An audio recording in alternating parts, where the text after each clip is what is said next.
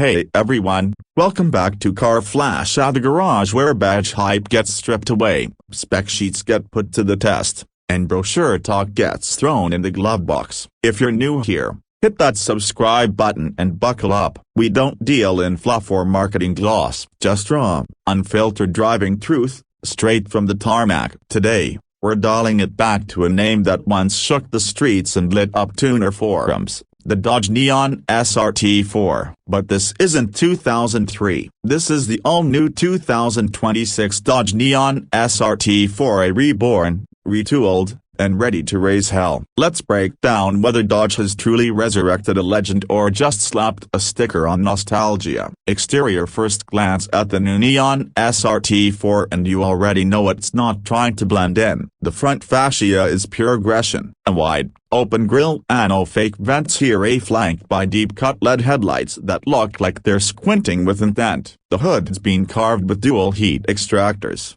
not just for show, but to help the turbocharged heart breathe and stay cool when the revs climb. The lower lip sticks out just enough to give it that street punk snarl without looking cartoonish. And that Dodge crosshair vibe, subtle, but still in the DNA if you squint. Walk around to the side and the stance tells you everything. It's slower than your average compact, riding on 19-inch forged alloys wrapped in sticky summer rubber that practically screams track day. The wheel arches are slightly flared, not obnoxiously but just enough to hint that something serious is going on underneath. The side skirts hug the profile tight, and a small but functional duct behind the front fenders helps channel air and reduce pressure buildup at speed. Door handles are body-colored, flush-mounted, and the belt line stays clean, with just a subtle crease to break up the silhouette. It's compact, but it's muscular, more like a coiled spring than a sleepy sedan. Move to the back and it's clear Dodge didn't forget where the SRT4 came from. You've got a chunky diffuser,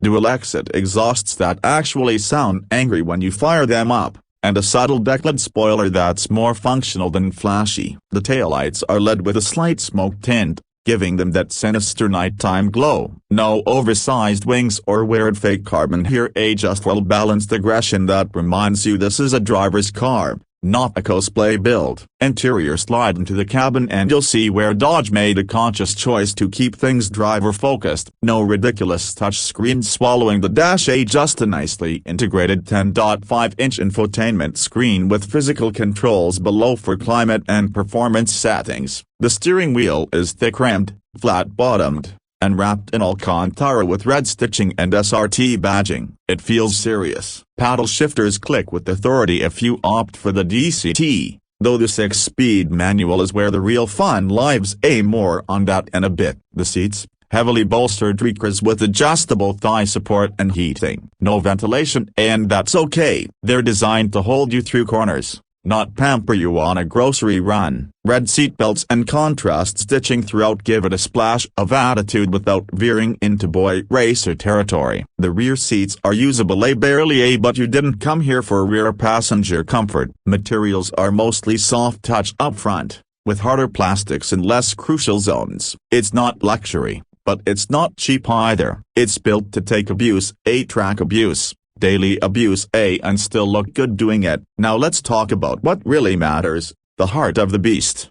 Performance under the hood sits at 2.4-liter turbocharged inline-4 that's been tuned to crank out 315 horsepower and 310 pounds-feet of torque. It's not just numbers on paper. This thing moves. It'll rocket from 0 to 60 in just 4.8 seconds with the dual clutch, and about 5.2 if you're rowing your own gears. And the best part, it's front-wheel drive, just like the original, but with a mechanical limited slip diff and launch control. Torque steer is nearly non-existent. You put your foot down, and it goes. The exhaust note is wild. There's a snarl at idle, a deep growl under throttle, and just the right amount of pop on overrun. It doesn't sound like a synthetic fart can, it sounds mechanical, alive. The turbo spool's quick, and with the reworked intake and intercooler setup, lag is minimal. You're into boost by 2,500 RPM and it pulls strong treadline. Dodge also offers a performance pack that adds adjustable dampers, upgraded brakes with Brembo 4-piston calipers up front, and a retuned EQ that gives you an extra 10 horsepower. Ain't not game-changing, but every bit counts. Steering feel is sharp, electrically assisted, sure, but tuned with surprising precision. Turn-in is crisp, and mid-corner feedback actually gives you something to work with. It's no rear-wheel drive drifter, but the chassis tuning allows just enough rotation if you trail brake into a corner. Body roll is kept in check, and despite the sporty suspension, it's not punishing on rough roads. Daily driving is very doable, though rough pavement will remind you that this car was born for corners, not comfort. Braking is confident, with excellent pedal feel and strong bite. The car sheds speed fast without feeling twitchy. And the grip, with those sticky tires and Atil SD, you can push way harder than you'd expect in a front-drive platform. It's planted, eager, and surprisingly composed when you start dialing up the pace. Dodge's engineers clearly spent time tuning this thing for actual track use,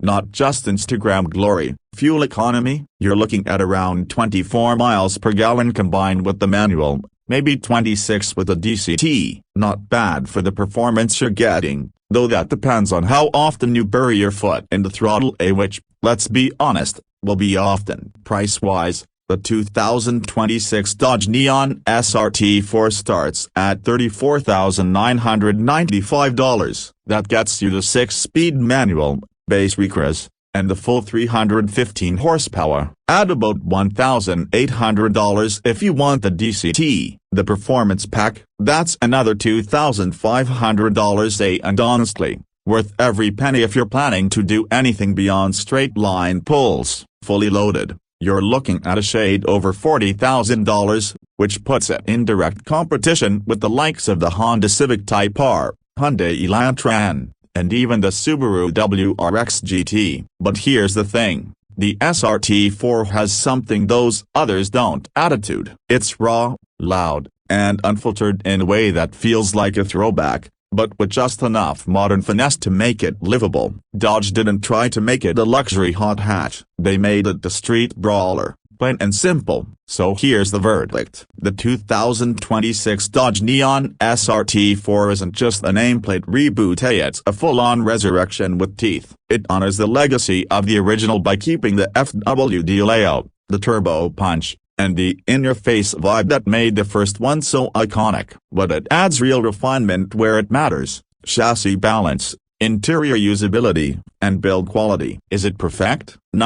Some will wish it had all-wheel drive. Others might scoff at the FWD platform in a world of AWD everything. But if you're looking for an affordable, analog-feeling performance sedan that isn't afraid to be loud, proud, and a little unhinged, this might just be your next daily thrill. That's all from Car Flash today, where cars don't get judged by badges, but by bite. Drop your thoughts below. Is this the SRT4 you've been waiting for, or should Dodge have let the legend rest? And don't forget to like, subscribe, and hit the bell so you never miss the next brutal breakdown from the streets up. Catch you on the next lap.